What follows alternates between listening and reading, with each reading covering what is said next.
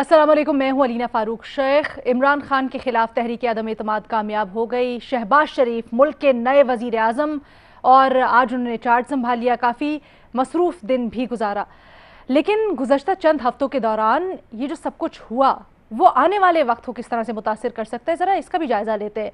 बज़ाहिर तो Pakistan democratic movement जो तहरीक अदम एतमाद लेके आई उसमें कामयाब हुई, लेकिन अब पहाड़ जैसे चैलेंजेस हैं उनके सामने।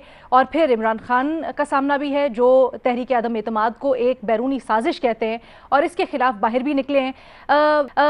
चाहे डेप्यूटी स्पीकर की रूलिंग और असम्बली तहलील करने वाले मामले के ऊपर सुप्रीम कोर्ट ने पाकिस्तान तहरीक इंसाफ के हक में फैसला नहीं दिया, लेकिन फिर भी एक सियासी बयानिया है जो कि इमरान खान बना रहे हैं और वो यही बयानिया लेकर अब अवाम के पास निकले हैं और एहतजाज की कॉल भी दे दी है। आने वाले वक्त में ये किस तरह से सब चीज़ें टर्न आउट करेंगी और सियासी सूरत हाल पर किस तरह से इसका असर होगा, इसके लिए बुनियादी सवाल अपने एनालिस्ट के कहा कि गुज़श्ता दिनों रहने वाली सियासी सूरत हाल का ज़्यादा फ़ायदा होगा किसको या किसको हुआ। अपने एनालिस्ट के लिए ओपन ऑप्शंस रखी हैं हमने। हमें ज्वाइन करें जी रीमा उमर साहिबा, अतर काजमी साहब, सोहेल वड़ाइद साहब और इरशाद भट्टी साहब भी पैनल पर आज हमारे साथ मौजूद हैं। रीमा, गुफ्तगू का आगाज़ आपसे करना चाहूँगी, क्या राय है आपकी, क्योंकि दोनों तरफ से ही हमें नज़र आता है। एक तरफ बहुत से चैलेंजेस हैं, इमरान खान की अपोजिशन का सामना है और फिर एक वो जो पूरा बयानिया इमरान खान ने बनाया उसका भी है मसला, लेकिन दूसरी तरफ इमरान खान को भी जो सारे चैलेंजेस और फिर सुप्रीम कोर्ट की तरफ से मोहर लग जाना, किसको ज़्यादा फ़ायदा हुआ? जी शुक्रिया अलीना। पहले तो बात करते हैं किसको सबसे ज़्यादा नुकसान हुआ। सबसे पहले तो उस लिस्ट में आता है ये हाइब्रिड प्रोजेक्ट, और उसमें जो भी लोग शरीक थे सबसे ज़्यादा नुकसान तो उनका हुआ। 10 साल का उन्होंने प्रोजेक्ट बनाया, उसके लिए उन्होंने अदलिया का, दीगर इंस्टीट्यूशंस का, मीडिया का, मुल्क में सिविल सोसाइटी ऑर्गेनाइजेशंस का क्या बुरा हाल नहीं किया, लेकिन वो हाइब्रिड प्रोजेक्ट जो 10 साल का था वो 3.5 साल में ही रैप अप हो गया। दूसरा, एक बहुत इंपॉर्टेंट कुछ अपॉइंटमेंट्स थी, तैनाती थी, वो भी नहीं हो सकी, तो उसमें भी बहुत बड़ी शिकस्त। और तीसरा, ऑपोजिशन पार्टीज जो आप खत्म करना चाहते थे, उसके लिए आपने हर हथकंडा इस्तेमाल किया, वो अब गवर्नमेंट में हैं और उन्हीं के शहबाज शरीफ साहब अब प्राइम मिनिस्टर हैं। तो मेरा ख्याल है पिछले कुछ हफ्तों में जो हुआ बहुत ड्रामेटिक था, लेकिन अगर हम पीछे बैठ के थोड़ा ओवरऑल एनालिसिस करें तो हाइब्रिड प्रोजेक्ट की बहुत बड़ी शिकस्त है और ये मेरा ख्याल है पाकिस्तानी अवाम और जिसको भी जमहूरियत पसंद है, इस मुल्क में जो जमहूरियत के ख्वाब देखता है, उनके लिए बहुत बड़ी फतह है। दूसरा, मेरा ख्याल है सबसे बड़ी शिकस्त हुई है इमरान खान साहब की एज अ इंडिविजुअली या एज ए लीडर।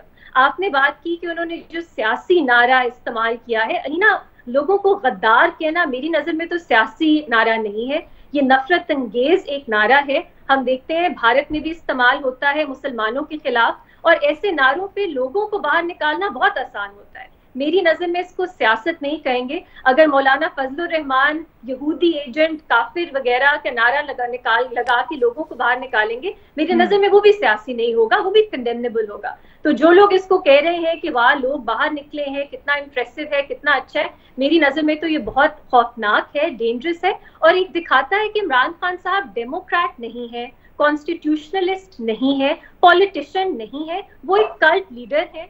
वो लोगों को निकाल सकेंगे, उसके लिए वो जो भी नारा उनके लिए उस वक्त अपॉर्चुनिस्टिकली बेहतर उन्हें लगेगा वो इस्तेमाल करेंगे। इमरान खान को नुकसान हुआ, लेकिन क्या दूसरी जो मुखालिफ साइड थी उसको फायदा हुआ?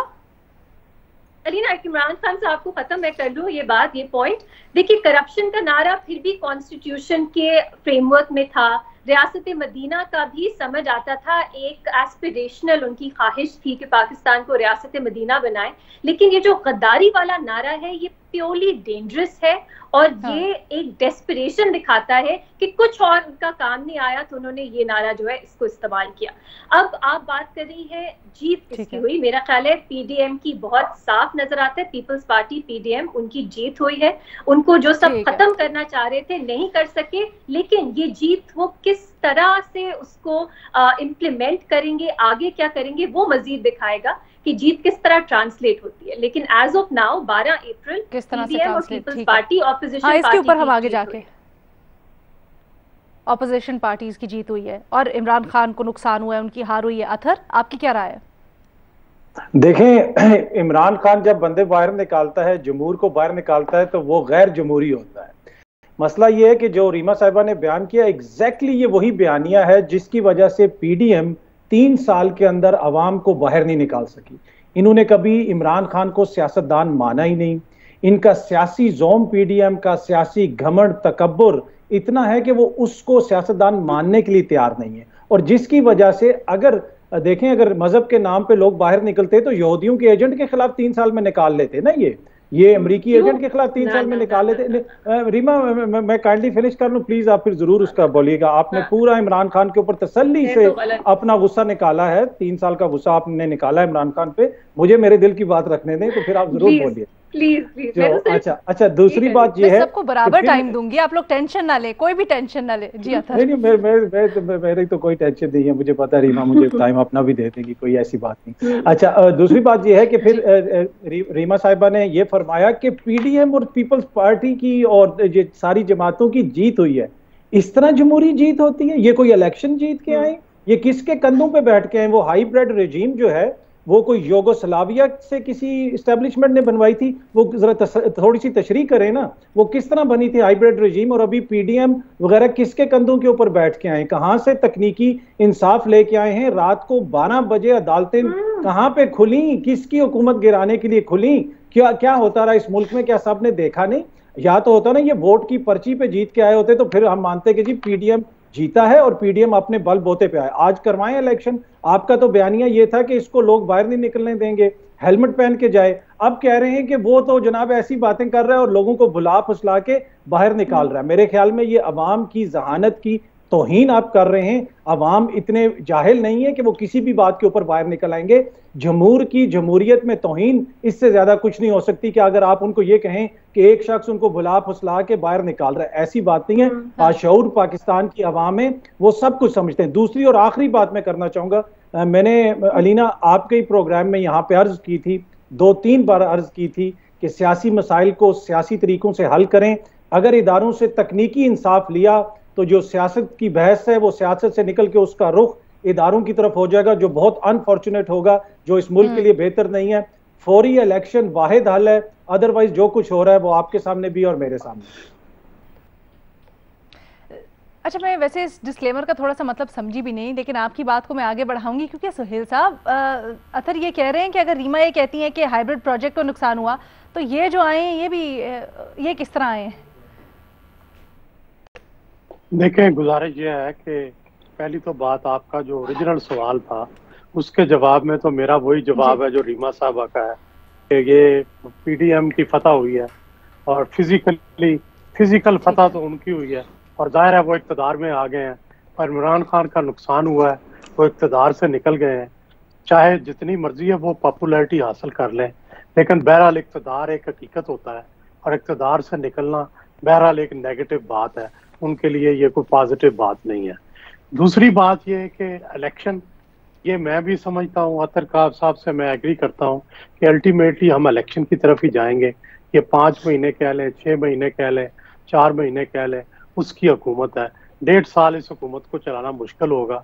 उसकी वजह यह है कि बेशुमार रुकावटें हैं, मुआशी मुश्किलात हैं, सियासी मुश्किलात हैं। इमरान खान बाहर निकले हैं।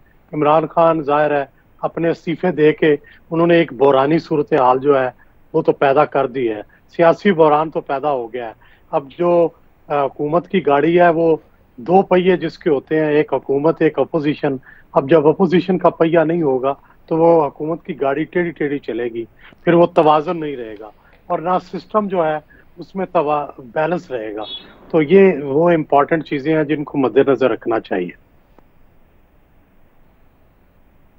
भट्टी साहब, जिस तरह सुहेल साहब कह रहे हैं कि इलेक्शन पे तो जाना होगा, लेकिन पाकिस्तान तहरीक इंसाफ और इमरान खान ने ख़ास तौर पे अपने साथ ये जो एक लेबल लगा लिया है कि आखिरी वक्त तक वोटिंग नहीं करवाई जा रही थी, जब हुई भी तो उसके बाद किन सर्कमस्टांसेस में हुई, पैनल ऑफ द चेयर ने करवाई, स्पीकर ने इस्तीफा दे दिया, चले वो भी अलग बात। जिस तरह से डिप्टी स्पीकर की रूलिंग आई, उसके बाद असम्बली तहलील हुई, तो क्या आपको लगता है कि इसका नेगेटिव इम्पैक्ट भी होगा? या फिर जिस तरह सुहेल साहब कह रहे हैं कि हुकूमत क्योंकि पाकिस्तान डेमोक्रेटिक मूवमेंट के हक में आई है तो इसलिए उनको फायदा होगा? मैडम शेख, 3.5 साल इमरान खान हुकूमत में रहे, यानी 3 साल 7 माह और 25 दिन और 8 घंटे और 25 मिनट, गालिबन इतने ही वो इक़्तिदार में रहे। तो ये इन दिनों में हम किस पे उन पे रो रहे थे या बातें कर रहे थे कि बैड गवर्नेंस है, बैड परफॉर्मेंस है, यू टर्न है, वादे दावे नारों पर अमल नहीं हो रहा, right people for right job नहीं है, और फिर उनका अब कि अगर असम्बली में वो रहते तो हर प्रोसेस में शामिल होते, अंदर बाहर इज्तिजाज का उनको मौका मिलता, असम्बली के अंदर असम्बली के बाहर, और निगरान हुकूमत तक की मुशावरत में वो हिस्सा ले सकते। लेकिन ये इमरान खान साहब जब गए हैं या जिस तरह वो गए हैं, तो पिछले 2-3 हफ्तों में PDM जीत कर हार गई और इमरान खान हार कर जीत गया। कैसे कि इमरान खान ने इस मुल्क की एक अच्छी खासी तादाद को जितनी वो पीक पर मकबूलियत थी, उनके 28% वोट थे, उससे ज़्यादा लोगों को उन्होंने बावर करा दिया कि मेरे जाने में अमेरिका कार्ड इस्तेमाल हुआ है और अब मैं अवाम कार्ड इस्तेमाल कर रहा हूँ। कैसे इमरान खान जीते कि उन्होंने ये साबित कर दिया है और ये लोगों तक पहुंचा दिया है घर घर कि मुझे भी मुद्दत पूरी नहीं करने दी गई, हालांकि ये सारे इस बात पर मुनसर करते होते थे, रोते होते थे कि किसी जमहूरी वजीर आजम को मुद्दत पूरी नहीं करने दी जाती। अच्छा, कैसे इमरान खान जीता? इमरान खान के पर सबसे बड़ा इल्ज़ाम था कि उन्हें लाया गया, ये एक इंजीनियरिंग थी, हाइब्रिड निज़ाम था। आज इमरान खान पूछ रहा है कि मुझे जिस तरह भिजवाया गया है उस पर भी कोई बात कर लो, तो लोग उस पर भी गली मोहल्लों में बात कर रहे हैं। अच्छा, फिर मौलाना साहब, जरदारी साहब, नवाज शरीफ साहब जब इकट्ठे खड़े होते हैं तो हजम नहीं होता बहुत सारे लोगों को कि ये किस नज़रिए, किस जमहूरियत, किस असूल, किस मंतक और किस इखलाकियात के तहत इकट्ठे खड़े हुए हैं। अच्छा, फिर आगे आ जाइए, कैसे इमरान खान को प्लस पॉइंट मिला कि शहबाज शरीफ साहब वज़ीर आज़म बने हैं, हमजा बेटा जो है वो वज़ीर आला बन जाएगा। तो जिस तरह 2 भाइयों का रिकॉर्ड हम बड़े फख्र से सेलिब्रेट कर रहे हैं, इसी तरह 2 भाई और 1 बेटे का रिकॉर्ड आगे इस जमहूरियत गुलाम दर गुलाम जमहूरियत में हम सेलिब्रेट करेंगे। आगे आ जाइए, किस तरह इमरान खान को प्लस पॉइंट है, मजलूमियत कार्ड। हमारे वो लोग जो PTI के लोग थे या नहीं थे, मगर वो तनकीद करते थे खुलेआम, वो कहते थे, अब वो कह रहे हैं कि यार ये हद कर दी है इन्होंने, किस तरह भिजवा दिया इमरान खान को। मजलूमियत कार्ड इमरान खान के हक में है। फिर है सुप्रीम कोर्ट का अधूरा फैसला। सुप्रीम कोर्ट ने उस पर तो स्पीकर की आईनी जो गैर आईनी थी उसको गैर आईनी करार दिया और उस पर रूलिंग कहा, बहुत अच्छा किया, मगर खत पर कोई बात ना हुई, डंकी ट्रेडिंग, हॉर्स ट्रेडिंग पर कोई बात ना हुई। शहबाज शरीफ साहब मनी लॉन्ड्रिंग के जमानत पर थे, उनको वज़ीर आज़म बना दिया, बनाया ना शहबाज शरीफ ने, कल अनाउंस किया है। नहीं वो नहीं, अगर वो क्यों शहबाज शरीफ साहब क्यों भागे थे? शहबाज शरीफ साहब अब कोई नहीं मानेगा, नहीं, अब कोई नहीं मानेगा शहबाज शरीफ साहब का कमीशन, क्योंकि वो क्यों गए थे पार्लिमानी कमेटी के मीटिंग से, क्यों नहीं आए थे? अब सुप्रीम कोर्ट वायद है कि अगर वो कोई कमीशन बनाए तो शायद बात रीमा के पास ये चीजें ले। अच्छा, आखिरी 2 पॉइंट मैडम शेख, दो पॉइंट मैडम शेख, सिर्फ 2 पॉइंट जल्दी से। 11 जमातें मुतहद्दा, नजरिया मुतहद्दा कुछ भी नहीं। कल पहली तकरीर में ही ये चूं का मुरब्बा MQM 7 हो गए। और आखिरी बात कि ये असम्बली जाली थी, ये मैंडेट जाली था, इस पर फिर वजीर आजम बन गए जाली मैंडेट से, तो अब वो इलेक्टेड हो गए और इस्तीफे तो PDM ने देने थे, इस्तीफे इमरान खान ने दे दिए। तो ये सारी बातें मिल मिलाकर साबित करती हैं कि इमरान खान इस हार कर जीत गया। रीमा, भट्टी साहब और अत्थर दोनों ने पॉइंट्स उठाए हैं और काफ़ी वजन रखते हैं। एक तो जो अत्थर कहते हैं और भट्टी साहब भी कमोबेश वही बात कि जब ये अवाम के पास निकले और इतनी बड़ी तादाद में अवाम बाहर निकली है, तो ऐसा लगता है कि अवाम इमरान खान के ऊपर उनके जो उन्होंने बयानिया बनाया है या जो वो कह रहे हैं उसके ऊपर यकीन रखती है। और दूसरा जो कहते हैं मजलूमियत कार्ड, भट्टी साहब, उनका भी एडवांटेज होगा। अलीना, जब हम जमहूर की बात करते हैं तो हमारे बड़े शहरों में कुछ पढ़े लिखे लोग हजारों लाखों की तादाद में नहीं है। पाकिस्तान बहुत बड़ा मुल्क है, यहाँ बहुत से लोग बसते हैं, उन सबको वोट का जो राइट है वो है। और जब इलेक्शंस होंगे तब हम देखेंगे कि ये जो प्रोटेस्ट हो रही हैं ये किस तरह ट्रांसलेट करती हैं वोट्स में। अभी तो मैं इन प्रोटेस्ट की बात कर रही थी कि इन प्रोटेस्ट में जो नारा लगाया जा रहा था वो ज्यादातर ये था कि ऑपोजिशन की जो पार्टीज अब हुकूमत में जो है वो गद्दार है। और मेरे लिए जब डेमोक्रेसी के साथ कुछ ह्यूमन राइट्स भी जुड़े हैं, कुछ प्रिंसिपल्स भी जुड़े हैं। मैंने आपको भारत की मिसाल दी, वहां भी एंटी मुस्लिम प्रोटेस्ट बहुत ज्यादा होते हैं और पॉलिटिकल पार्टीज बहुत सिनिकली उन्हें इस्तेमाल करती हैं। जब उनकी पॉपुलैरिटी गिर रही होती है, इस तरह के फसादात होते हैं, कम्युनल रायट्स होते हैं और उनकी पॉपुलैरिटी बढ़ जाती है। अगर आपने इस तरह की सियासत करनी है तो मैं तो उसको क्रिटिसाइज करूंगी, और मुझे शुक्र है कि मौलाना फजलुर रहमान ने इस तरह की सियासत नहीं की। अगर वो करेंगे तो उसको भी कंडेम किया जाएगा। रीमा प्लीज मुनकरों की हुकूमत, यहूदियों की हुकूमत, ये 3 हफ्ते पहले उन्होंने बयान दिया जलसे के अंदर। आगे सुनने दें। पीडीएम की अभी तक ये रैलिंग क्राई नहीं है। इमरान खान साहब की एक ही रैलिंग क्राई है कि गद्दारों ने अमेरिका के साथ मिलकर उन्हें निकाला। तो ये मेरे लिए एक बहुत अहम चीज है, जो अक्सर हम इम्प्रेस हो जाते हैं कि लोग बाहर निकल रहे हैं, क्यों निकल रहे हैं, इस पे हम गौर नहीं करते। मोदी साउथ एशिया के सबसे पॉपुलर लीडर हैं, लेकिन किस बुनियाद पे वो पॉपुलैरिटी है उसको भी देखना चाहिए। दूसरी बात अलीना, बहुत से सवालात हैं मेरे से पूछे गए, मुझे जवाब देने दें। दूसरी ये बात कि इलेक्शंस नहीं हुए। जो लोग नेशनल असेंबली में आज हैं, अतर साहब ने मुझसे पूछे थे तो नहीं पूछ रहे थे, तो हमारी क्या नहीं कोई सवाल नहीं पूछा गया, कोई सवाल नहीं पूछा गया। हम तो अपना नजरिया दिया है, अपनी राय दी है। रीमा जैसे लोग जो नहीं माजरत चाहते हैं अतर साहब के बिहार पे, मैं माजरत चाहता हूँ, कोई सवाल नहीं पूछा, आगे बढ़ने दे प्रोग्राम। भट्टी साहब, आप क्या डर गए कि मैं जवाब दे दूं, आपका पूरा नैरेटिव जो है वो खराब ना हो? नहीं, फिर हमें इतना टाइम नहीं मिलता। हमारे यहाँ ये मेरे लिए तो ये डिप्टी स्पीकर यही है, फिर हमें टाइम नहीं देती। भट्टी साहब 3-1 का करके आपको टाइम, आपकी लंबी तकरीरें और हम मुंह देखते रहते हैं। तो ये जो, अरे भट्टी साहब आपको भी इक्वल टाइम मिला है, जवाब देने का मौका दे, फिर आपके पास भी नहीं, कहाँ मिला है? नहीं, कोई नहीं मिला। देखे ना आप, रीमा साहब भट्टी साहब दूसरी दफा आऊंगी आपके पास, रिपीट करी जा रही, यानी इमरान खान बंदे निकाले तो बात आपके पास भी आऊंगी, आपको भी रिपीट करने का मौका दूंगी, टेंशन ना ले। अच्छा, कोई बात नहीं।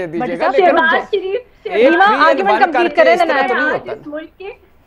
शहबाज शरीफ प्राइम मिनिस्टर इस मुल्क के, भट्टी साहब का जो जज्बा है, उनका गुस्सा है, समझ में आता है।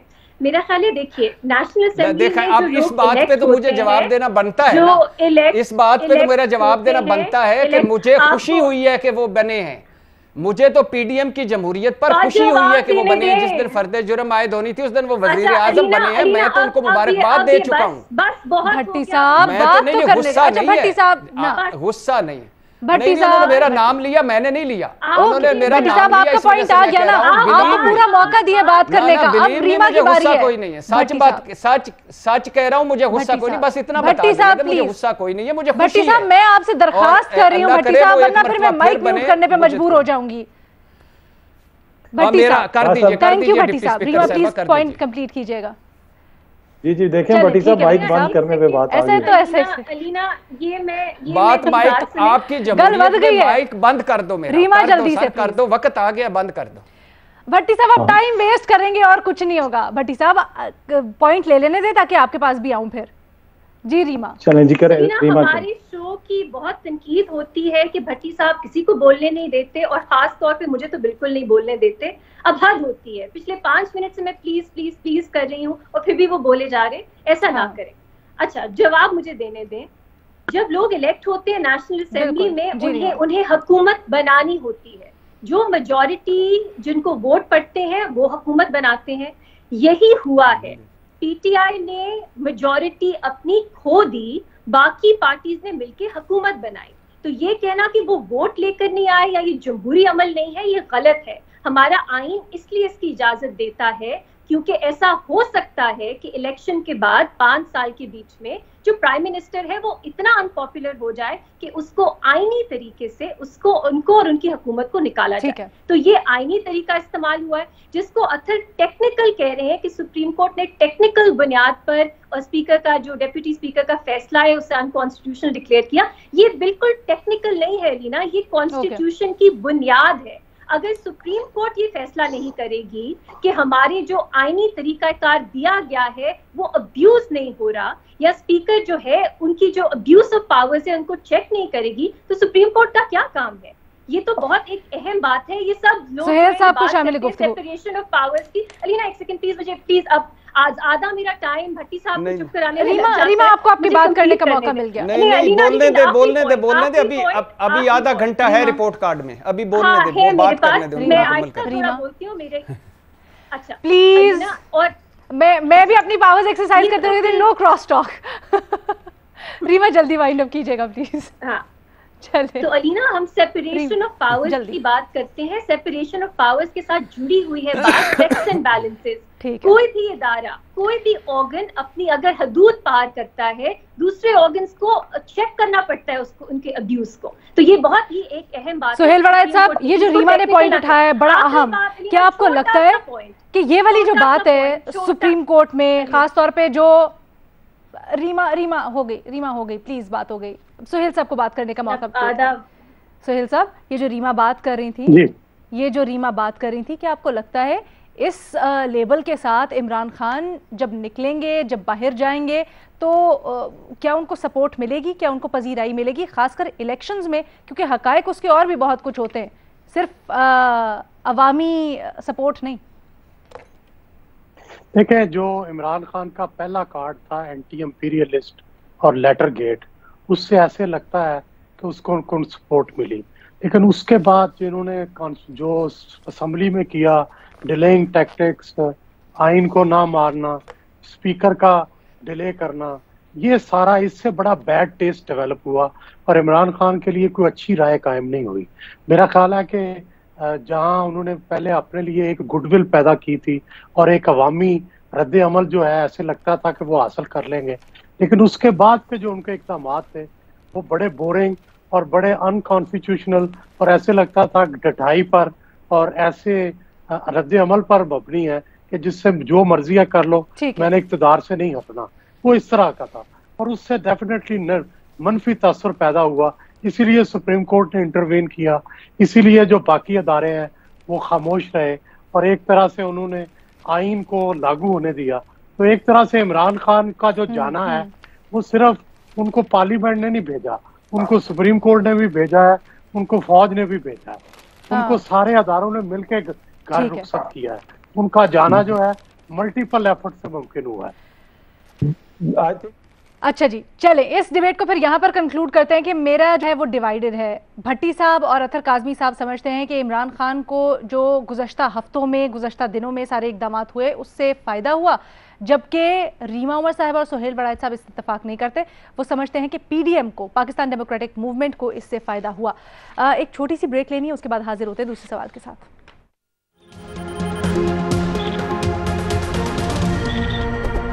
ब्रेक के बाद खुशामदीद। हमारी यहाँ पर डिबेट जारी है कि गुज़श्ता चंद हफ्तों के दौरान जो हुआ मुल्की सियासी मंजरनामे के ऊपर, उसका नुकसान और फ़ायदा किसको हुआ। हमारा पैनल इस वक्त हाफ डिवाइडेड है। फ़ायदा हुआ पाकिस्तान तहरीक इंसाफ और इमरान खान को, ये समझते हैं भट्टी साहब और अतर काज़मी साहब, और पाकिस्तान डेमोक्रेटिक मूवमेंट को फ़ायदा हुआ ये रीमा उमर और सुहेल वड़ायत साहब समझते हैं।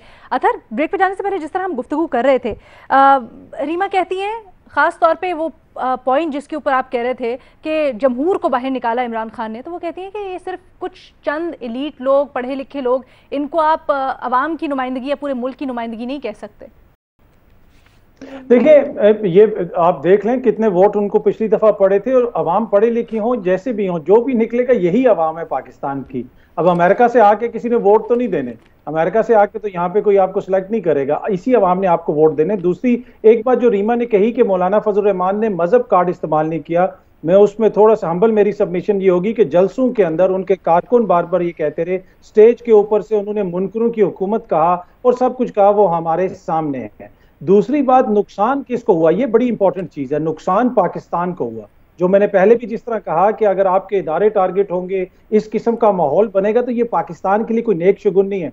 और आखिरी बात, अगर कल आप आलमी मीडिया की खबरें देख लें, हर खबर के अंदर जिसके अंदर जिक्र है कि शहबाज शरीफ साहब पाकिस्तान के वजीर आज़म मुंतखब हो गए, उसी खबर के अंदर शरीफ खानदान की मुबैना करप्शन का, शहबाज शरीफ के ऊपर जो केसेस हैं उनका जिक्र है। तो पूरी दुनिया क्या देख रही है कि एक शख्स जिसके ऊपर इतने ज्यादा केसेस हैं, इतनी ज्यादा मुकदमात हैं, उसको वजीर आज़म बना दिया गया। और शख्सियत परस्ती और कल्ट की बात होती है, इन जमातों में और कोई बंदा नहीं है। क्या इनके अलावा और कोई ऐसा बंदा नहीं है जो वजीर आजम बन सके या वजीर आला? लेकिन फिर एक क्रिटिसिज्म ये भी तो आता है ना कि 3.5 साल थे खान साहब के पास, वो कुछ प्रूव भी नहीं कर पाए इन्हीं केसेस के ऊपर। रीमा, जवाब देना चाहेंगे आप अतहर को? अलीना, ये तो एक फैक्ट है। अगर आप वोटर टर्नआउट आप देख लें, हर पार्टी की एक स्पेसिफिक कंस्टिट्यूएंसी होती है। इमरान खान साहब की सपोर्ट है पाकिस्तान में, इसमें तो कोई शक नहीं है। लेकिन इस दफा मुझे बहुत दुख हुआ है कि उन्होंने अपनी जो कल्ट पर्सनालिटी उनकी है, उन्होंने उसको गद्दारी के लिए इस्तेमाल किया है कि वो लोग जो भी कहेंगे दिन रात है, रात दिन है, मानेंगे, उनको उन्होंने मजीद पोलराइजेशन की तरफ धकेल दिया है, ये कह के कि अवाम ने इन ऑपोजिशन पार्टीज जो अब हुकूमत में है उनको भी वोट दिया ली ना, बल्कि उनको ज्यादा 70% के करीब वोट पड़े। तो अगर वो सब गद्दार हैं तो आप मजीद पोलराइजेशन क्रिएट कर रहे हैं। हमें हीलिंग की तरफ जाना है, हमें वापस मुल्क को जोड़ने की तरफ जाना है। ये जो उनका बयानिया है ये बहुत डेंजरस है, क्योंकि ये हमें मजीद तोड़ रहा है। और फ्रैंकली ये गद्दारी का नारा अलीना भट्टी साहब भी कहते थे, इसको हमें खत्म कर देना चाहिए, पॉलिटिक्स से निकाल देना चाहिए। अगर उसके ऊपर इमरान खान साहब लोगों को सड़कों पे निकाल रहे हैं, हम सबको कंडेम करना चाहिए। जिस नारे के तहत भट्टी साहब जिस बयानिए के तहत निकाल रहे हैं, वो कह रही है रीमा बड़ा नुकसानदेह होगा। आपकी क्या राय है? मैडम शेख, छोटे छोटे 3 पॉइंट हैं। पहला पॉइंट है कि फ़ौज सबकी फ़ौज है। प्लीज़, हम कल भी कहते थे कि जो नवाज शरीफ साहब ने गुजरांवाला जलसे में जो PDM ने ज़बान इस्तेमाल की वो भी काबिल मुज़म्मत है, जो अब PTI की ज़बान इस्तेमाल जलसों में हो रही है वो भी काबिल मुज़म्मत है।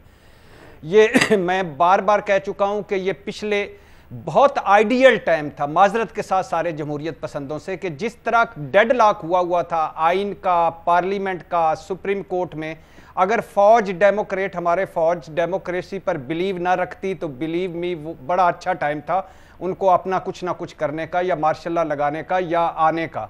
तो फ़ौज ने एक बहुत अच्छा स्टैंड लिया और आगे बढ़ने दिया सारा कुछ। तो इस पर अप्रिशिएट करना चाहिए सारों की फौज है, मजबूत पाकिस्तान, मजबूत फौज। दूसरी बात सुन लीजिए, बिल्कुल दुरुस्त कह रहे हैं। नहीं, लेकिन सर हम देखते हैं सोशल मीडिया के ऊपर कुछ ऐसे ट्रेंड्स भी चल रहे हैं। नहीं, काबिले मुजम्मत ट्रेंड है, प्लीज अल्लाह के नाम पे नहीं, काबिले मुजम्मत ट्रेंड है। दूसरी बात, सड़कों पर आकर हुकूमत गिराना ना पहले ठीक था ना अब ठीक है। तीसरी बात, गद्दार खुदा के लिए ना किसी को कहें, और आइन आधा मुल्क गद्दार हो गया है, आधा मुल्क आइन शिकन हो गया है। ये अल्लाह के नाम पे इससे आगे बढ़ो, या एक ट्रुथ कमीशन बना लो, बनाकर एक मर्तबा सारों को उससे गुजार लो और कह जिसको गद्दार करार देना है दे दो, जिसको आइन शिकन करार देना ये ना करें, इसको अपनी सियासत से निकालें। ये 3 बातें थी। और आखिरी बात ये कि शहबाज शरीफ, आखिरी एक 10 सेकंड के लिए, शहबाज शरीफ साहब ने अपनी पहली तकरीर में 2-3 और भी बड़े मजे के शेर, एक शेर ये भी कहा, जुल्म बच्चे जन रहा है कूचाओ बाजार में, अदल को भी साहिब औलाद होना चाहिए। वाकई अब अदल को साहिब औलाद होना चाहिए, और अगर अदल साहिब औलाद होता तो शहबाज शरीफ शायद हलफ ना उठा पाते। ठीक है भट्टी साहब, ये जो बात आप कह रहे हैं तो फिर इसके ऊपर यही सवाल बनता है कि क्या 3.5 साल जो इमरान खान साहब जो काम करने आए थे, जो उनकी हुकूमत थी, उसमें इन केसेस के ऊपर एटलीस्ट फैसला नहीं तो पेशरफ नहीं हो जानी चाहिए थी खासी। लेकिन इसी सवाल के साथ आपको छोड़े जा रहे हैं। सोशल मीडिया के ऊपर अपनी राय से आगाह कीजिएगा। अभी इजाज़त दीजिए, अल्लाह हाफ़िज़।